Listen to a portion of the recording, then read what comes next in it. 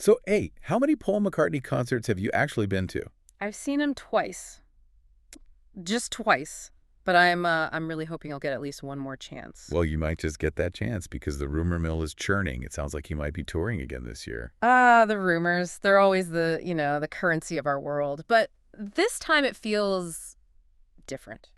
There's so much conflicting information out there about Paul's plans for 2026. It just doesn't quite add up. It's a total mess. I was looking around this morning, and if you just look at the fan forums, the ticket sites, it looks like a sure thing. Yeah. I mean, there's a really specific schedule making the rounds. A whole new leg of the Got Back tour starting April 28th in Spokane, Washington, and running to like mid-June in New Jersey. See, and that's what makes it so fascinating. Spokane. That's an incredibly specific detail for a rumor. Usually, if someone's just making this stuff up, they'd pick the big cities. London, New York, LA. The obvious ones. Yeah, exactly. You don't usually pick a random Tuesday in Spokane unless there's something to it. It really feels like a routed tour. Mm. Like there are logistics and trucks and hotel blocks involved, but then you have to play devil's advocate. If I go to his official website, paulmccartney.com, The only source that really matters? what does it say? It's a complete buzzkill. It says, flat out, no upcoming gigs. Which, I mean, that feels pretty definitive. It does, but you have to put it in context. He just finished the 2025 leg of the tour back in November. Mm-hmm.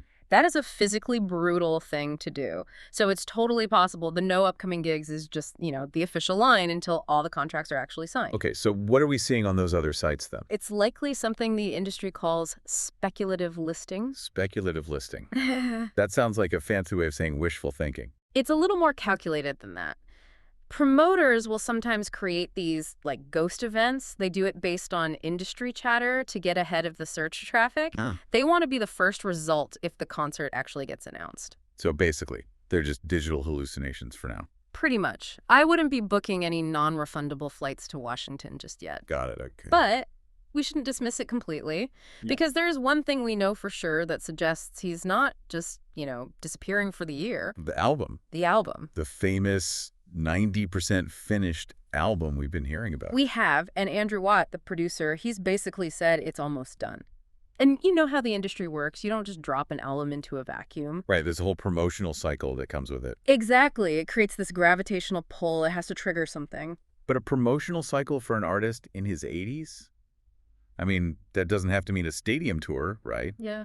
It could just be a few talk shows. That's the big unknown. It could be a TV spot, a one-off show. We just don't know if it means packing 50,000 people into a stadium again. It's funny, isn't it? We're sitting here trying to decode Paul's website, and the other surviving Beatle, who's older, is just out there working. Oh, Ringo is an absolute machine. While Paul's schedule is this big mystery, Ringo's 2026 is like locked and loaded. He's 2 years older. 85 years old, and he has 12 new dates officially booked, public.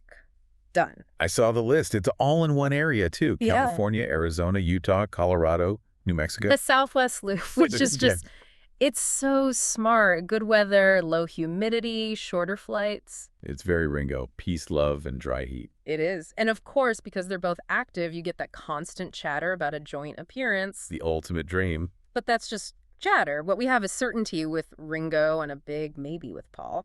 But, even talking about a potential Paul tour, it brings us to that topic that a lot of fans don't really like to talk about. The elephant in the stadium. Yeah.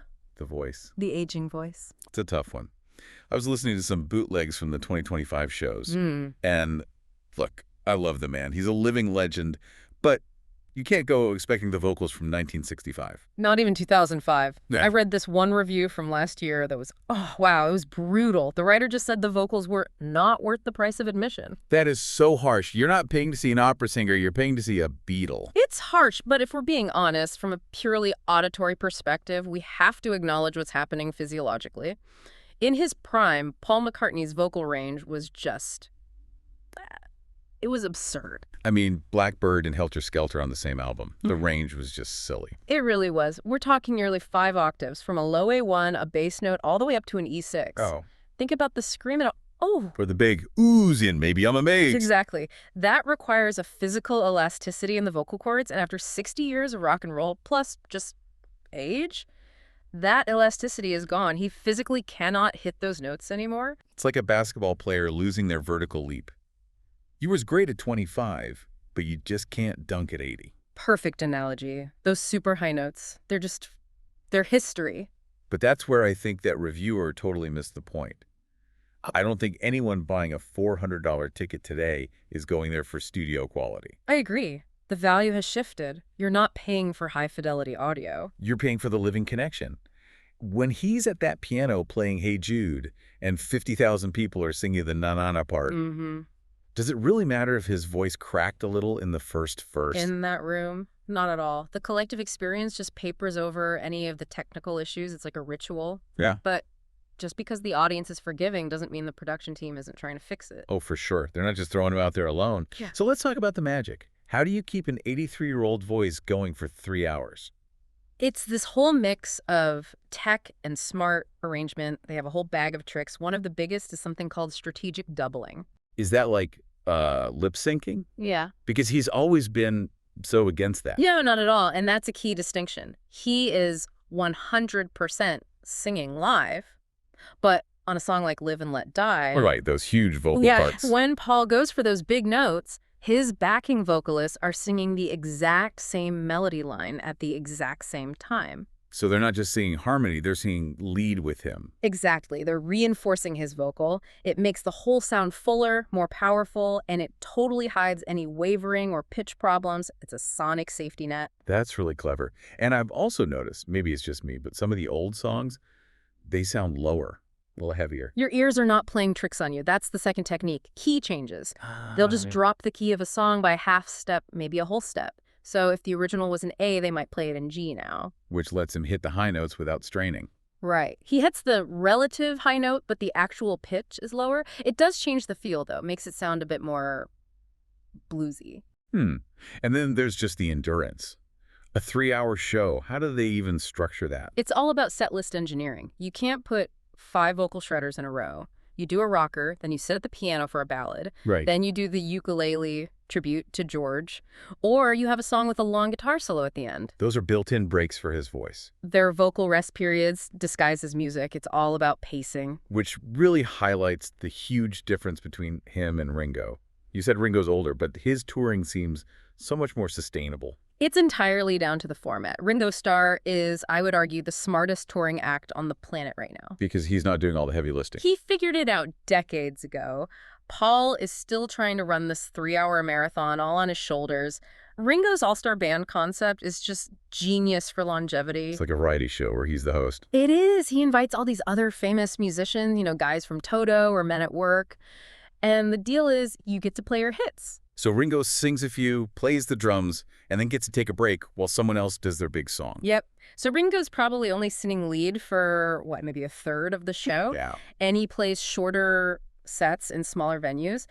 The whole gig is designed to be sustainable for an 85-year-old. It's brilliant. It's just amazing they're doing it at all. And yeah, they're not alone. Yeah. We're in this weird moment where the biggest acts are all octogenarians. The octogenarian rock club. It's a real thing, and it's totally unprecedented. We've never had rock stars this old before. So who's in the club? The Stones, obviously. Mick and Keith are both 82, still doing stadiums.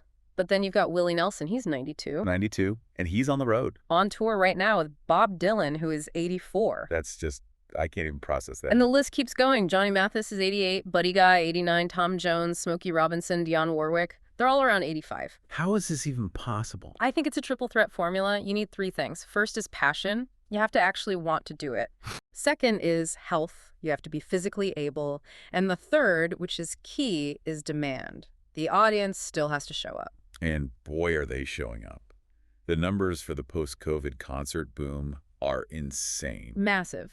The U.S. concert business was something like $62 billion in 2025. And it's not just boomers, which is what you'd think. No, that's the surprising part. Gen Z is a huge driver. Data shows something like 36% of them plan to spend more on concerts, despite everything else. I see it at the shows. You go see Paul, and the front rows are full of 20-year-olds who are just sobbing. It's a multi-generational thing. That's the secret. You have the original fans, their kids, and now their grandkids who found the Beatles on TikTok. So when you see a VIP ticket for over $1,000, Hmm. people are paying it. They pay it happily Yeah. because they're all thinking, how many more chances am I going to get? It's scarcity. Scarcity of time. And on his side, I mean, Paul is worth over $1 billion. He does not need that $1,000. No, he could buy the city the stadium is in. Exactly. So for him, it's not the money. It's just, this is what he does. And for the audience, they're not just buying a ticket. They're buying time travel. Time travel. I like that. For 3 hours, you get to go back. But it's also important that these guys aren't just nostalgia acts. The Stones just put out a new album. Willie Nelson just released his 75th album. His 75th. That's incredible. They are refusing to be museum pieces. They're proving that creativity doesn't just stop. So whether Paul tours in 2026 or just does some TV for the new album, the demand is going to be there. Absolutely. The voice might be imperfect. The notes might need a little help. But the connection, that's real. And hey, if Ringo can do it at 85, Paul can probably manage a few nights in a stadium. I would not bet against him. Well, thanks for joining us today. Whenever you feel like knowing more about the Beatles, visit us at BeatlesRewind.com. It's the Beatles, all day, every day, 8 days a week. We'll do it again tomorrow. Absolutely. See you then. Until next time, when you listen. Your mind conducts its own symphony.